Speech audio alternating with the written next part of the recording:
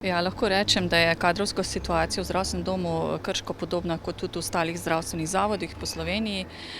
Trenutno iščemo kadre s področja pediatrije, družinske medicine, fizioterapije, psihologije, logopedije.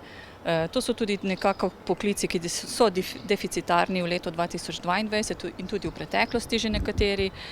Seveda je deficitarnost vzrok temu tudi, ker dejansko vsi zavodi v bližnji in daljni okolici na nek način iščemo iste kadre, na trgu delovne sile na nek način pa teh kadrov ni. Tako da se v neki meri poslužujemo odredbe o uvozu teh zdravstvenih delavcev, sploh s področja medicine iz tujine. Tudi mi smo dejansko pristopili k temu.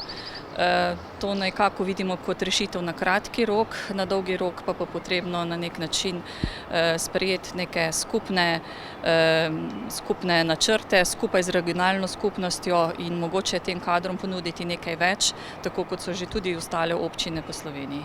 Občinska uprava je seznanjena s problemom, s katerim se sooča Zdravstveni dom Krško, in da po svojih zakonskih zmožnostih poskušamo pomagati.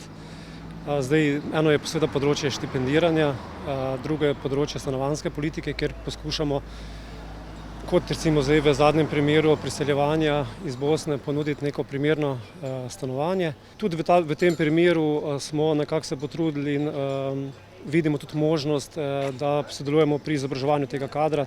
Predvsem se moramo pogovoriti z Ljudsko univerzo glede tečaja slovenskega jezika.